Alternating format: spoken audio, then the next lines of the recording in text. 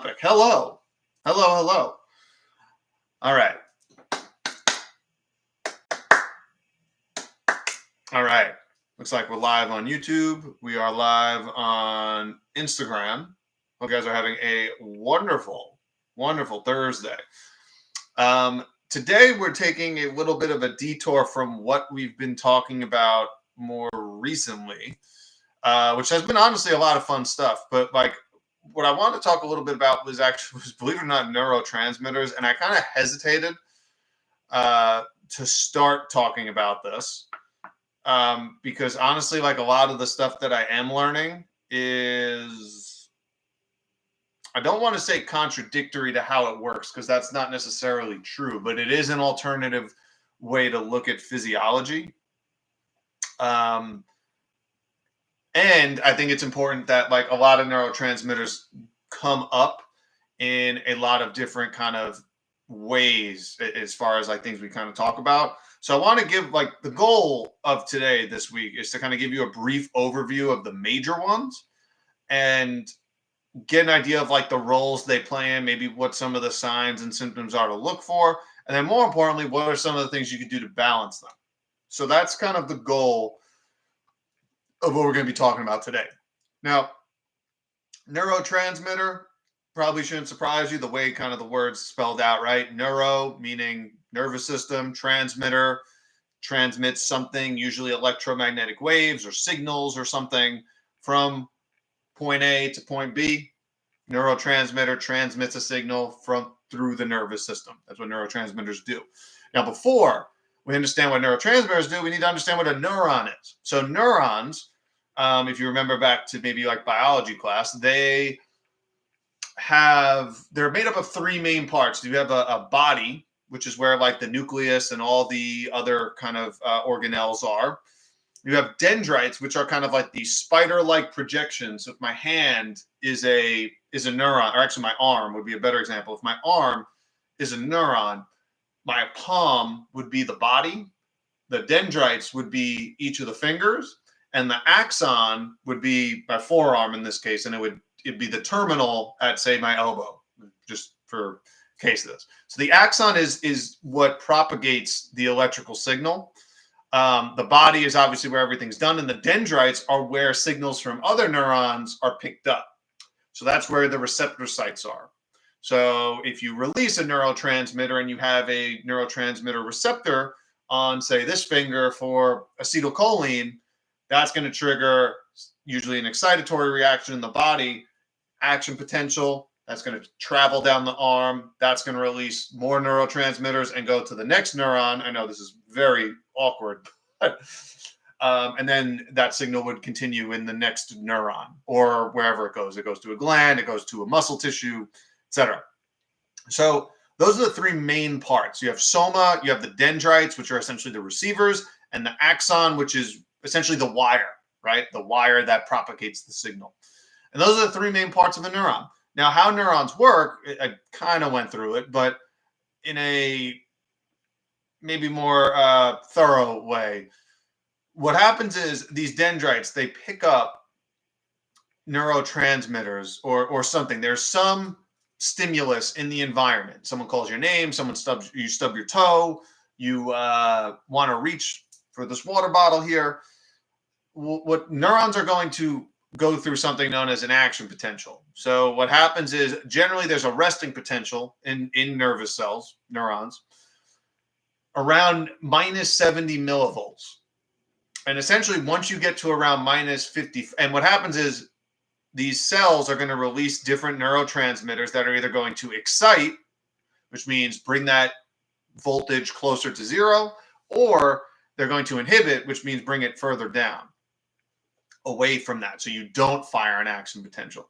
Once you get to around minus 55 millivolts, essentially an action potential gets fired. Like it's the point of no return. So as soon as you reach that, it kind of shoots way up into the positive range, and that distributes an electrical signal. It's going to go all the way down the axon to the end of the axon, which is where the terminal is, the terminus of that neuron.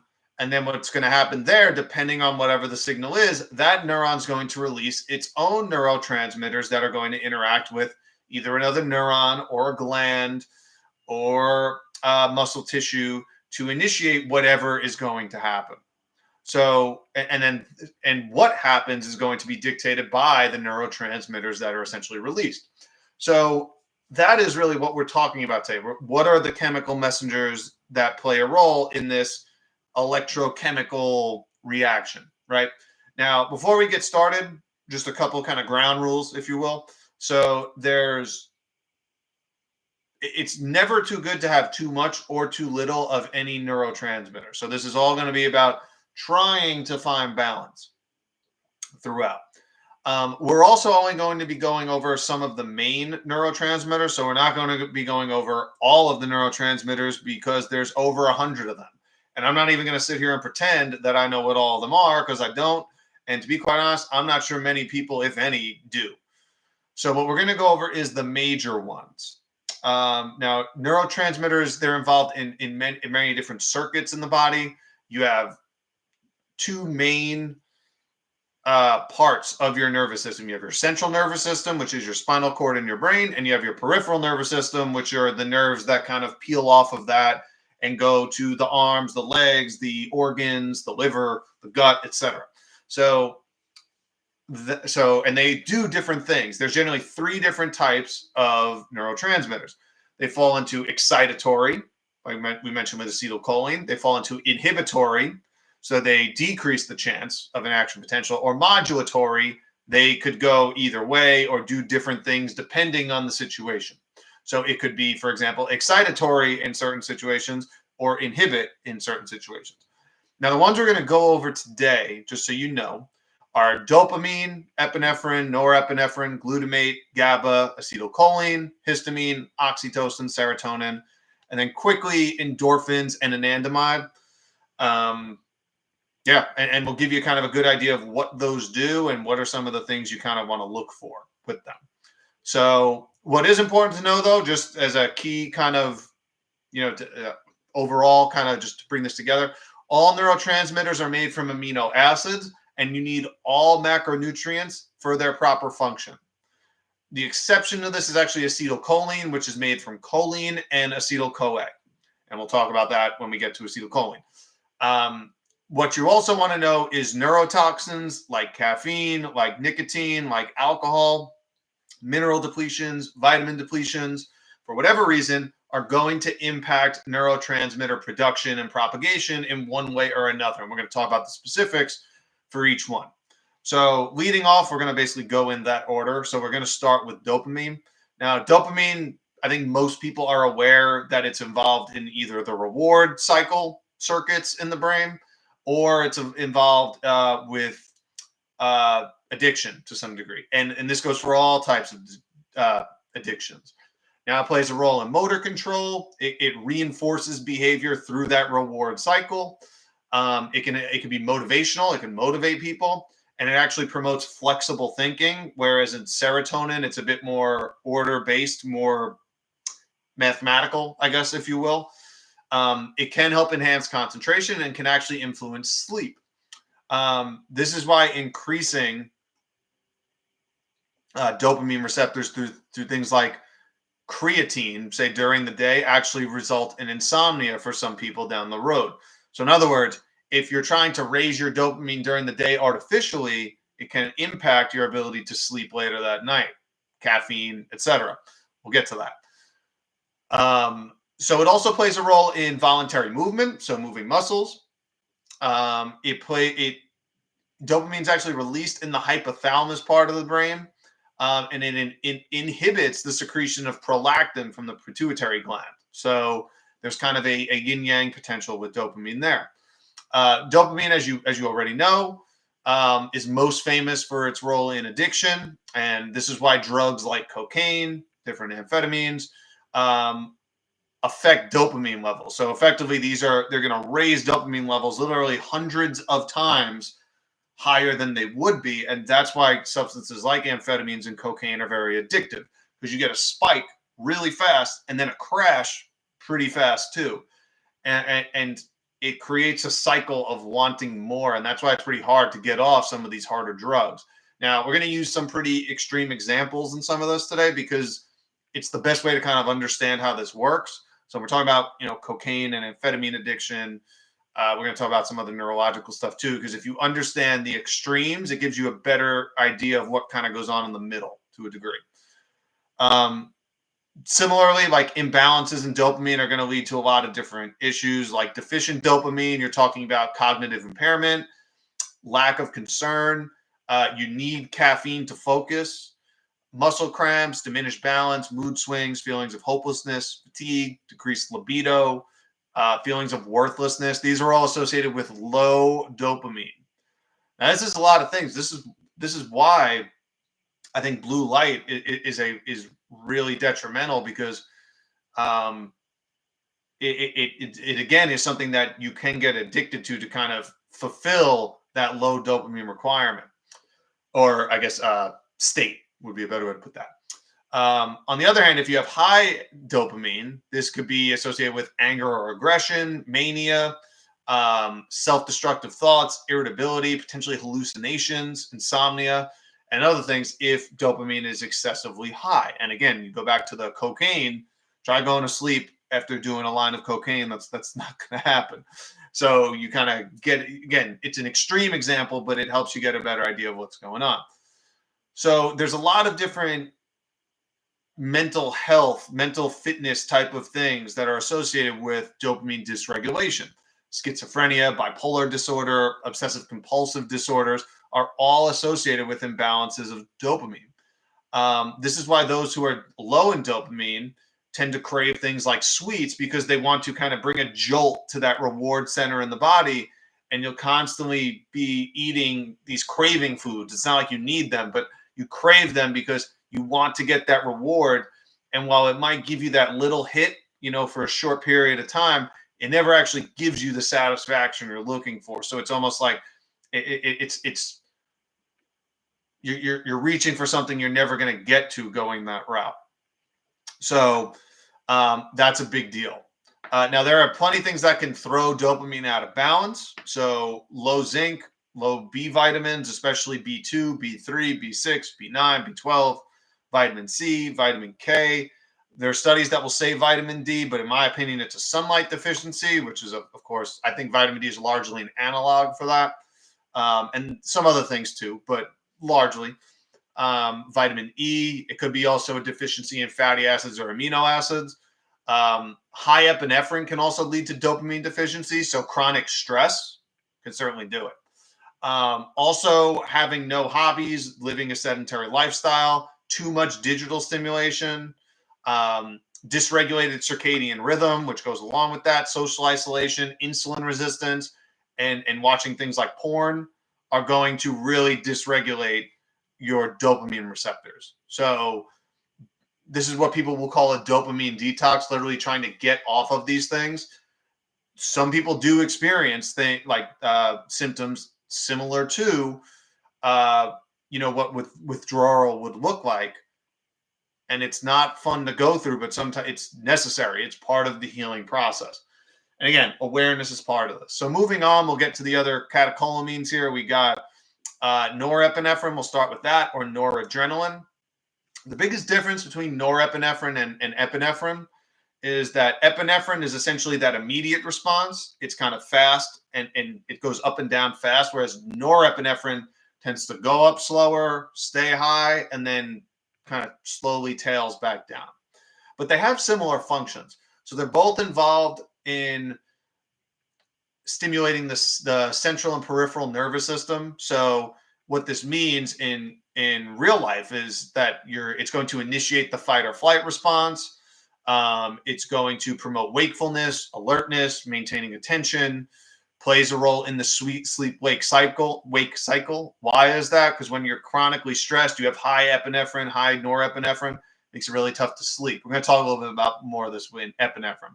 But what we know is when there's low norepinephrine, this can contribute to depressive disorders, bipolar, ADD type symptoms, chronic fatigue, low blood pressure.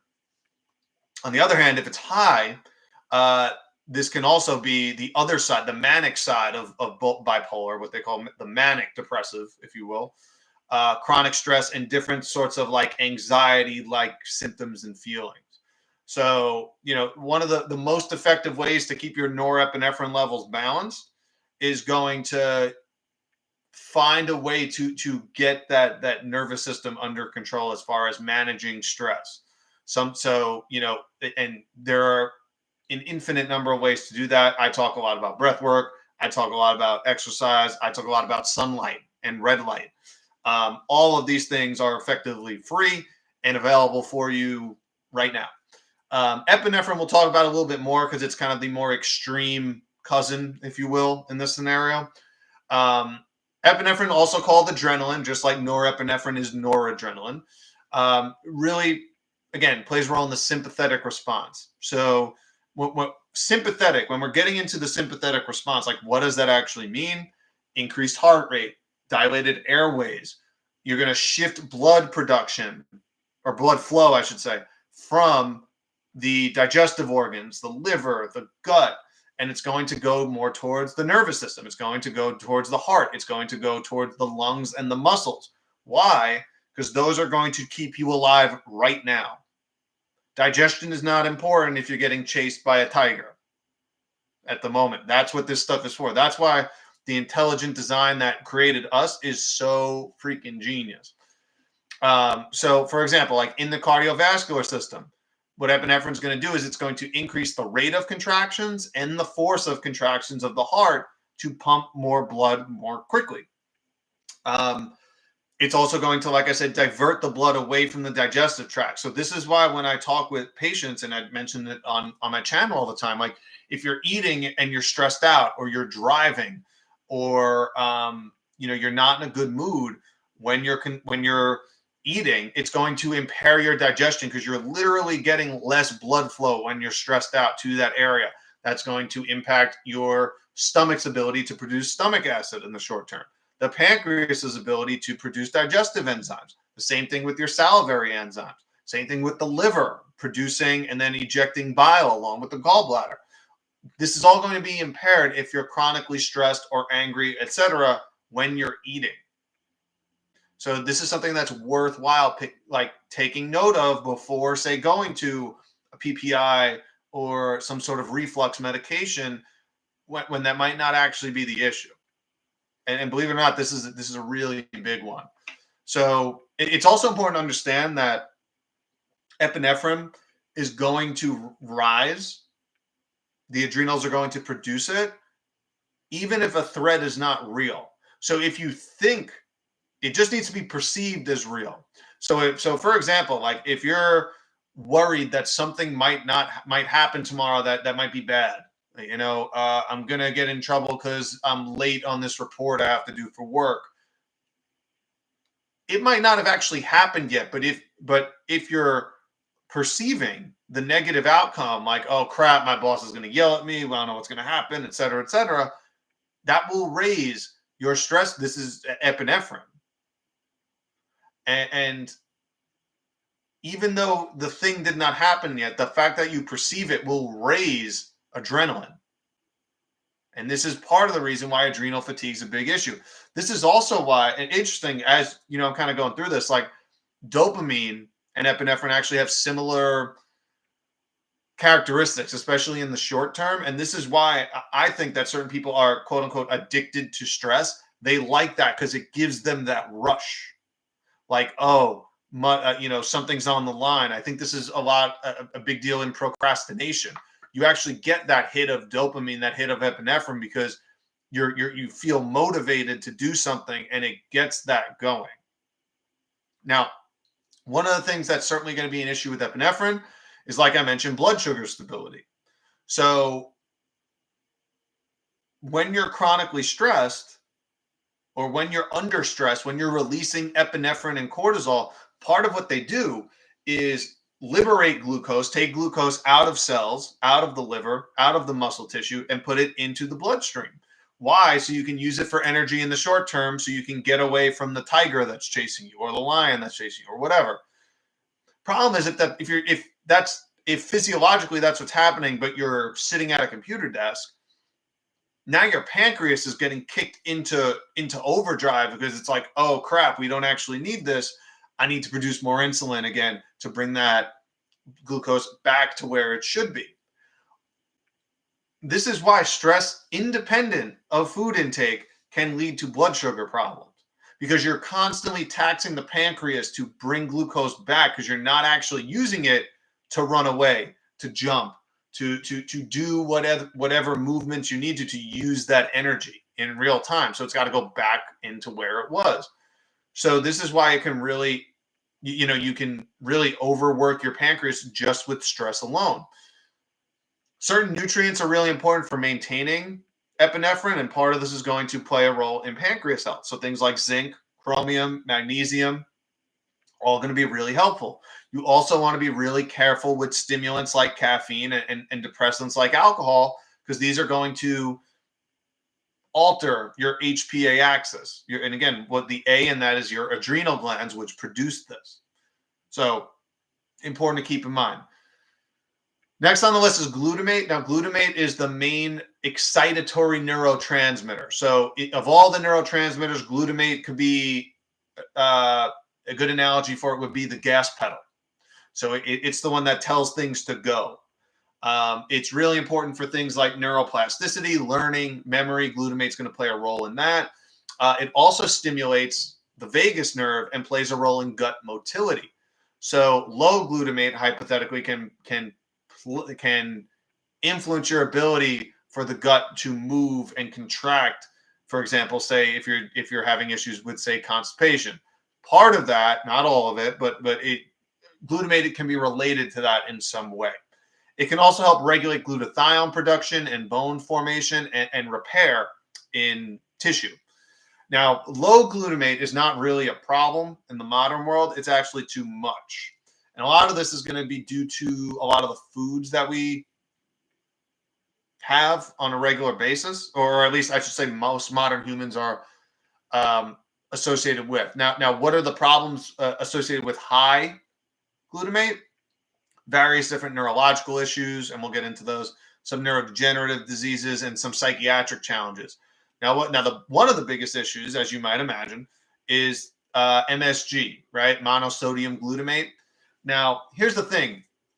Glutamate that is free form or not attached to other amino acids can get absorbed very quickly in the body. So natural glutamate, i.e. not made in a lab like MSG or anything like that, the gut actually regulates its uptake because it's attached to something else. So the body's only going to selectively take what it needs.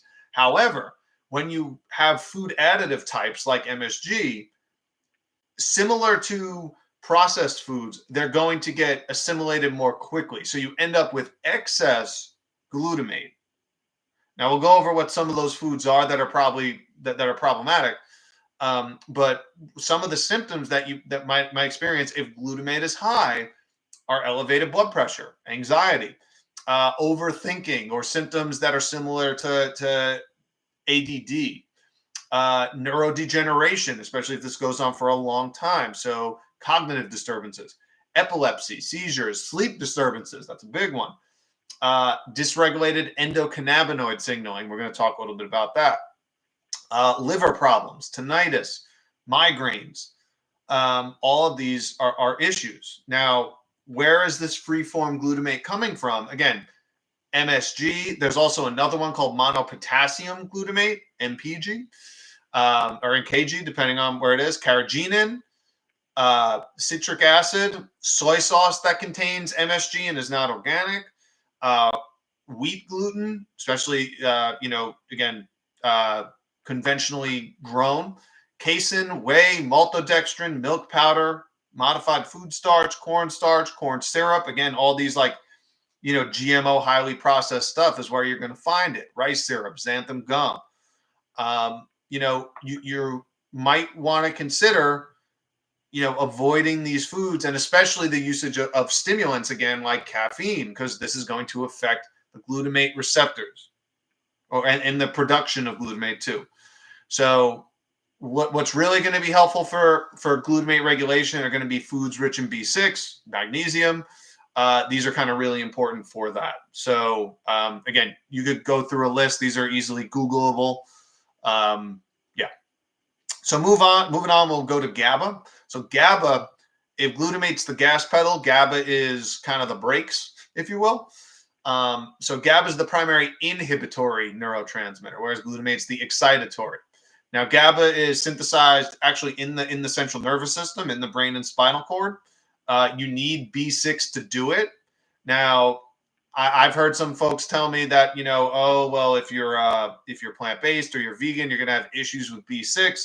This is again just a misinformed take, because you can get B6 in a wide variety of plants: bananas, green leafy vegetables, avocados, sweet potatoes, chickpeas, walnuts, cantaloupe, cabbage. All of these, and there's more, are good sources of B6. Again, if you're eating a wide variety of actual real fruits and vegetables and not the garbage Billy G fake food, you're going to be all right. Right? Like, don't get hoodwinked by a lot of this stuff. We're going to talk about this with choline next too. GABA, again, is going to be involved with basically like the calming down. It has sedative and anxiolytic properties. In other words, it chills you out, right? Medications like benzodiazepines are prescribed for this reason, because they enhance GABA signaling. So in other words, there's more receptors available for GABA. If there's dysregulation with it, you might experience symptoms like insomnia, irritability, panic attacks, cognitive impairment, seizures, epilepsy, feelings of dread or like impending doom, feelings of guilt, ADD, again, like symptoms. So like overactive, can't tension, like an inner tension. You might see cardiovascular challenges, Parkinson's or Alzheimer's like symptoms, because again, it's kind of always firing and not being able to calm down. Now, like glutamate, you're going to want to get those cofactors that are going to really help. And primarily that's going to be things like vitamin B6. More so magnesium is the bigger one that most folks miss. And again, where is magnesium mostly? I talk about this all the time. It's leafy greens. It's a few different fruits. It's a lot of nuts and seeds. And that's most of the things that most people do not eat regularly. Going to be really helpful. What is also important, though, again, is blood sugar stability. Why? Because I think a lot of people don't know this, that the beta cells that are responsible for producing insulin in the body also produce GABA. So if the pancreas is constantly getting overworked, because there's so much glucose, because you're stressed out and the body's always putting glucose in the bloodstream because we have to run away from the tiger in the moment, even though that's not a real threat, you're going to wear out the pancreas. That could also affect your ability to create GABA and create a lot of those symptoms that we were talking about. So there's a lot of different reasons. This is why, like, what's the one thing I can do? All of this stuff, there's a lot. These things are more webs than anything else, how the body works. And if we don't understand how those webs are interconnected, it's going to be hard to find what it is. Now, other nutrients that are involved in GABA synthesis: sunlight, vitamin D, thiamine or B1, vitamin C, vitamin A, copper, zinc, taurine, vitamin E. All of these play a role in GABA production.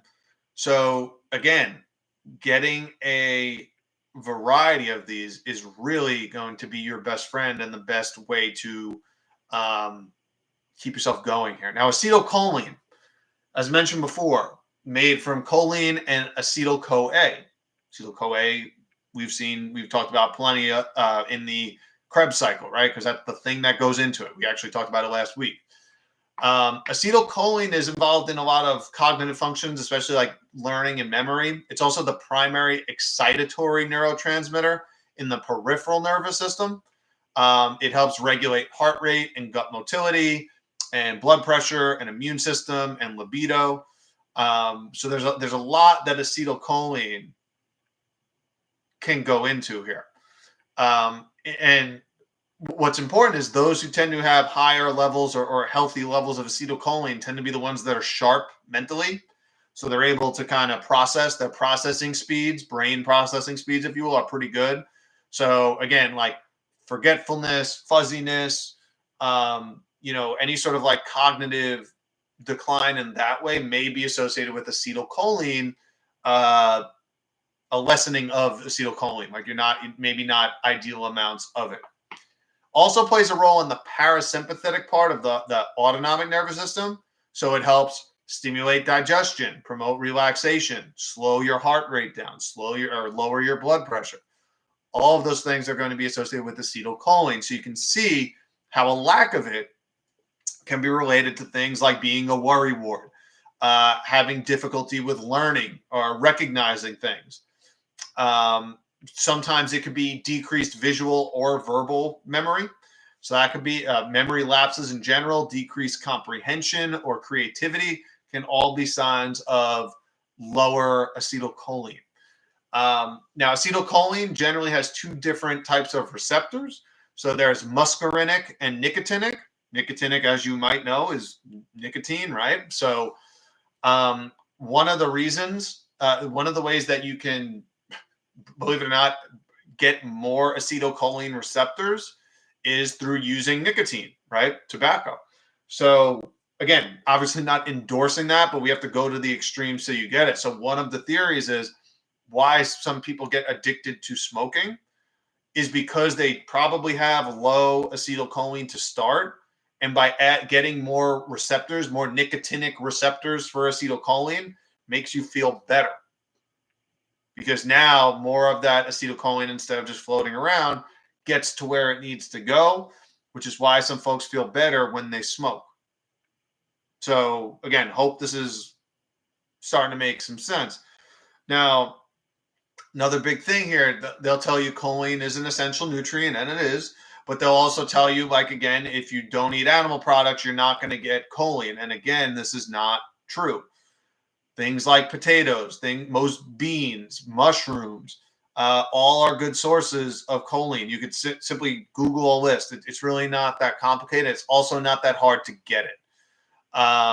So another big part, and in my opinion, a bigger part, is cortisol rising. So when you're stressed out, it affects your ability to utilize and create acetylcholine.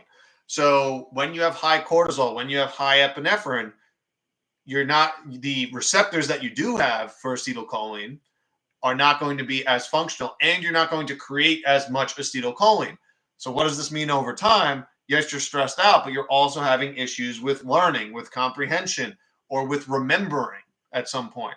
So you're starting to see how all these things come into play here. So it is more so a web than anything else. It's not like there's one thing you can take or one thing you can do. These are all interconnected. What else is that going to do?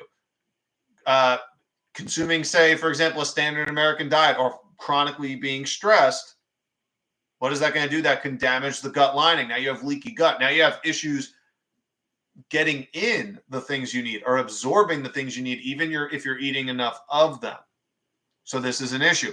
The other thing when stress is high, that's going to impair your ability to create all your sex hormones. Now, we're not talking about them today, but that's an important point here because there's this concept known as pregnenolone steal, which is a precursor to both cortisol and your sex hormones, and you can't go towards both.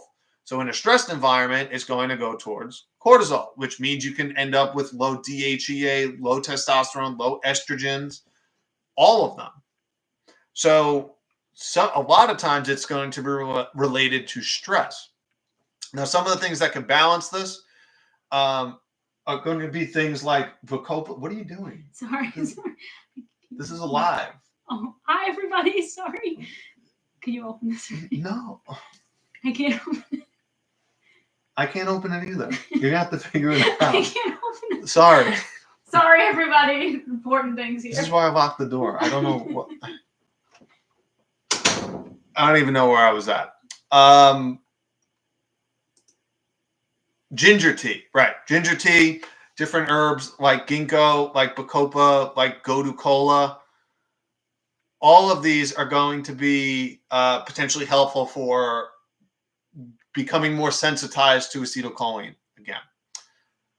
Okay, histamine. This is a big one, especially today. We have a lot of folks who say, there's mast cell activation syndrome and other issues with histamine, insulin, with histamine. Histamine is important, especially as it pertains to the gut, allergies, sleep-wake cycles, appetite. A lot of things go on with histamine. There's a lot of different receptors, as we'll go into, that can play a role. Now, histamines are going to be released. Generally, they're kept in certain types of white blood cells, usually mast cells and basophils, and it's also found in the central nervous system too.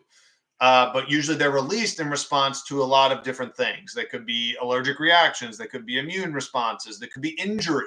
So you want histamines. You want a certain amount of histamines because they're going to trigger a healing response.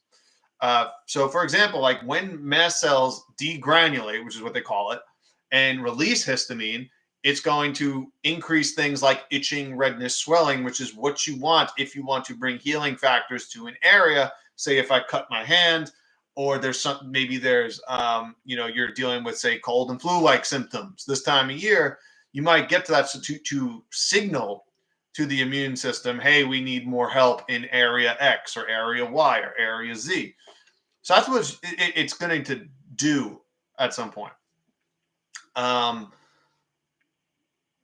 abnormal histamine levels or excessive release can contribute to a lot of different things like allergic reactions, headaches, itching, flushing, hives, nasal congestion, GI issues of a variety of different types, low blood pressure, issues with breathing. So all of these are associated with imbalances in histamine, usually more histamine or more histamine release, to be more accurate. Generally, there's four main types of histamine receptors. You have H1, 2, 3, and 4. H1 is the one that you are most familiar with allergic responses. It widens blood vessels to bring more blood in. H2 is actually associated with the stomach and secreting stomach acid. And this is why with reflux, one of the medications they use are H2 blockers. With the concept to reduce the amount of stomach acid you need. Now, we've talked that, or the stomach is going to make. H3 is usually found in the nervous system, the central nervous system. It could also modulate the release of other neurotransmitters like dopamine and serotonin. And H4 plays a role in more of like the immune response. Now, again, as with other neurotransmitters, we're looking for balance. So too high, and most of the time it's too high. Excess histamine release is a problem. And if you're sensitive to histamines, you might want to avoid foods that tend to be high in them, at least for a short period of time until you figure out what's going on. Now, usually there's underlying gut stuff, especially if there's chronic infections or antibiotic use or consuming foods that, say, contain glyphosate or other herbicides and pesticides, since those are effectively antibiotics.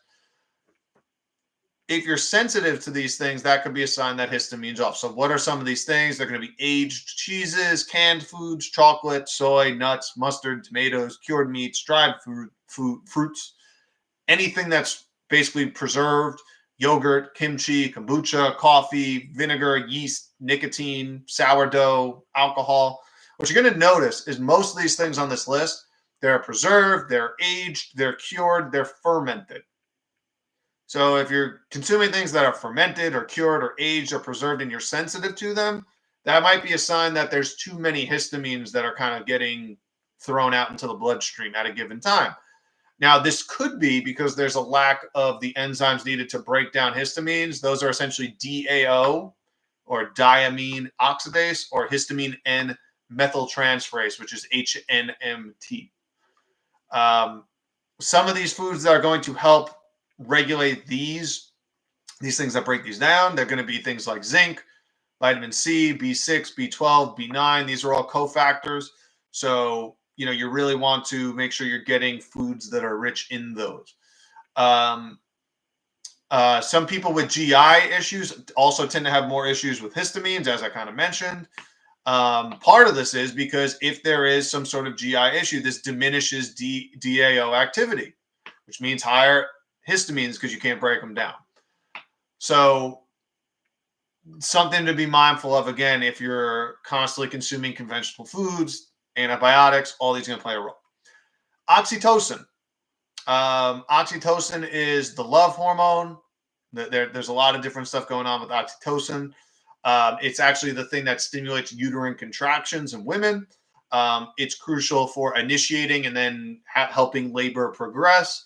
It's crucial for the letdown reflex or the milk ejection reflex in all mammals, but in women. It's also the bonding hormone. So this is something that gets released with positive social interactions, with physical touch, hugging, kissing, etc. It plays a role in it also has a very calming tone. So oxytocin, and this, sometimes gets brought up when it comes to sex, because it is plays a role in orgasms for men and women, and like the bonding that comes, say, after that. A lot of this is due to oxytocin release, believe it or not. So there's a lot that can go on with that. Now, there's many things that can inhibit oxytocin or inhibit the release of it. Certain medications, especially ones that are going to affect the brain, specifically the pituitary or the hypothalamus, that can affect oxytocin. A lack of physical contact, pain, chronic stress, negative social interactions are all going to impair oxytocin. Serotonin. Now, serotonin is synthesized from tryptophan. Now, we always talk about this when it comes to like Thanksgiving, right? You get your serotonin from turkey. And yes, you can find tryptophan, I should say, in fish and poultry and dairy products and stuff. But like, just because these foods are high in tryptophan does not necessarily mean that you're going to absorb them well. So check this out. There's actually some studies out of Harvard and MIT that are worthwhile understanding here. So believe it or not, consuming carbohydrates, fruits, vegetables, etc., are actually going to elevate serotonin levels in the body more rapidly than eating protein-rich diets. Now, that might sound crazy, but believe it or not, like, what happens is insulin release actually leads to an increased absorption of tryptophan in the gut over other amino acids. So what does that mean? If you're releasing insulin, the gut is going to selectively increase its absorption rate of tryptophan from foods. Pretty cool. This is also why ignoring carbohydrates or going really low carb is, in my opinion, a very silly idea. This is why these folks generally experience what they call the keto flu. It's usually due to low serotonin levels because you're not absorbing tryptophan as well as you would if you were eating fruits and vegetables. Yeah, pretty crazy. Now, low serotonin is also associated with cravings and binging, etc. This is why, again, when we do this myopic argument of carbs, proteins, fats, and not understand the quality of them, the context, and understand the role that all of them play, we're not having effective conversations. So that's a big part. Now, most of the serotonin in the body is found in the GI tract. 95% of it's actually manufactured in the gut from tryptophan. Roughly 60% of it's stored in the gut, and the rest is in the pineal gland in the brain. Now, we use gut stores when brain stores get low. Pretty simple. What serotonin does is it helps stabilize your mood, promotes happy feelings. It can be excitatory or inhibitory depending on the context of the situation. But what the point is, it's going to help you feel happy, feel calm, feel satisfied. Whereas dopamine's more of the exciting one, serotonin's the more calming one. If that makes any sense. Serotonin's also released from platelets during blood clotting, which means it helps with vasoconstriction and reducing blood flow so that you don't bleed out, right? That's what platelets are for. And those are going to be really important things for it. Now, deficiencies, I should say, in serotonin, issues with cognitive function, potentially physiological issues like depression, anxiety, aggression, obsessive compulsive symptoms, poor memory, weight gain, fatigue, overactive libido. If serotonin's really high, you might get issues with digestion, involuntary muscle contractions, osteoporosis. So all these are related with excessive serotonin. It's about, again, balance and using it at the right time. Things like poor liver function, a lack of sunlight, excess estrogens, alcohol use, certain nutrient deficiencies like B2, B6 are all going to impact serotonin production. So there's a lot going on here that can affect it. And again, looking at just one thing being the cause here is not necessarily, sorry, I got to fix something, going to be helpful. You have to look at all these things. So, there's plenty of plant-based sources too to get tryptophan. I know I didn't mention this earlier, but leafy greens, sunflower seeds, watercress, pumpkin seeds, mushrooms, broccoli, peas, all these are going to be useful. But again, you have to be getting the carbohydrates because that's going to initiate or enhance, I should say, the intake of tryptophan, which makes serotonin. So endorphins, and again, important because I feel like most people, when they talk about this, leave these details out. Endorphins. Endorphins, if you don't actually know, come from the term endogenous morphine. It's just kind of two words kind of clumped together into one. Mostly they're involved with pain modulation and feelings of pleasure. Generally speaking, they're going to help relieve pain, feelings of anxiety. But if you're deficient in endorphins, you might have a heightened sense of pain. Anxiety, depression, lack of sleep, substance abuse, all these things are going to impair your endorphin function, or you're not going to get the amounts that you need, right? You become more sensitive to pain. You become more anxious. You maybe are more sensitive to light, interestingly enough. So what else? Anandamides. So anandamides, one of the main two endocannabinoids. And by the way, endocannabinoid means the body makes the cannabinoid. Endo, internally made, endogenously made. Comes from the Sanskrit word ananda, which means bliss, joy. So as you might have imagined, helps with pain relief, sleep, appetite, the feeling of satisfaction. All of those are going to be really, useful. Also helps with pain modulation, helps cope with stress.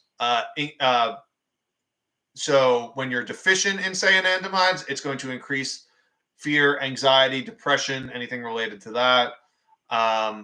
Most people, I know there's a lot of legal CBD supplements and stuff like that today. I personally am not a fan of taking something that your body already makes on a regular basis because it's going to impair your body's ability to make it long term. So while those might be helpful, in the short term, that's not something that I would necessarily rely on long term.